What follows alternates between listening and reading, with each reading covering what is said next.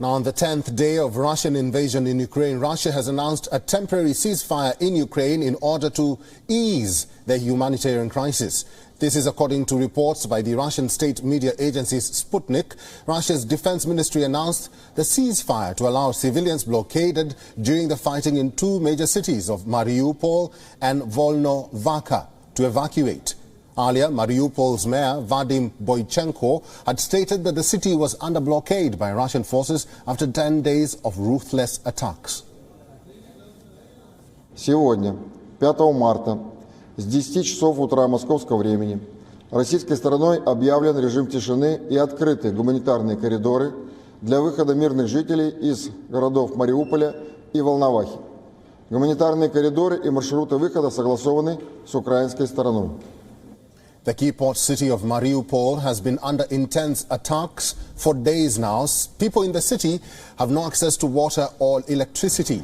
Reports say Russia will be allowing citizens to leave Mariupol and Volnovakhain from 7 a.m. GMT. Russia has also stated that the routes for the evacuation of civilians during the ceasefire has already been agreed with Ukraine. Second round of talks between Russia and Ukraine remained inconclusive on other fronts. Ukrainian presidential advisor confirmed that even though the talks did not result in a ceasefire, focus was on ensuring evacuation and providing medical aid. Только что завершился второй раунд переговоров между российской и украинской стороной. К сожалению, к огромному сожалению, мы не получили тех результатов, на которые рассчитывали. И единственное, что я могу сказать, обсудили достаточно подробно гуманитарный аспект, потому что достаточно много городов сейчас находятся в окружении. Там драматическая ситуация с... Moscow and Kyiv have now agreed to temporarily halt fighting in selected areas. This includes Mariupol and Volnovakhain.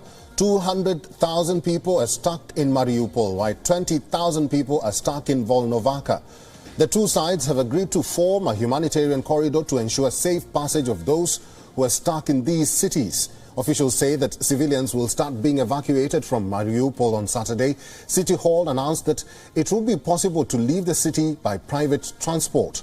The second round of talks were held at Belarus-Polish border. The two delegations also reached an accord to supply aid in the region. They agreed to ensure delivery of medicines and food where fighting is the most fiercest. Russian delegation was led by President Putin's aide. He continues to push the Russian proposal of demilitarization and denazification of its pro-Western neighbor. Ukrainian President Volodymyr Zelensky said that talks were the only way forward to ensure end of the war. Ukraine demanded an immediate withdrawal of all Russian forces.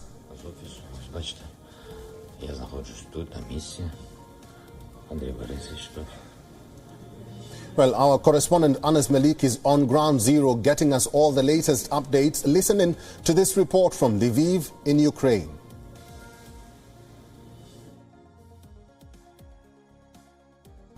Well, Russia has declared a ceasefire for 6 hours starting 6 a.m. GMT. That's 8 a.m. Ukraine time. And this has been done in order to give a safe passage to the citizens of Mariupol. That has been claimed by the Russian Defense Ministry and the Russian media. The Ukrainian side is yet to put out a statement. Mariupol is a strategically important city for Ukraine as well. Its proximity is there with Russia. It's there in the east.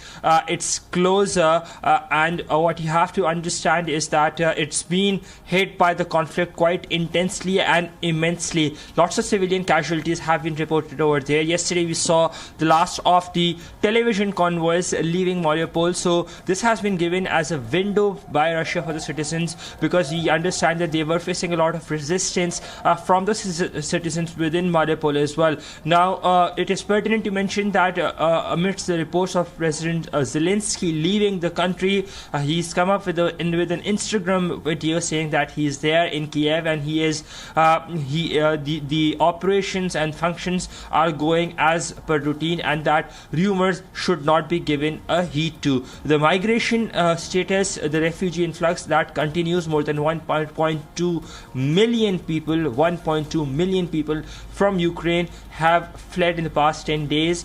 They've migrated and sought refuge in other countries in Europe that borders with Ukraine.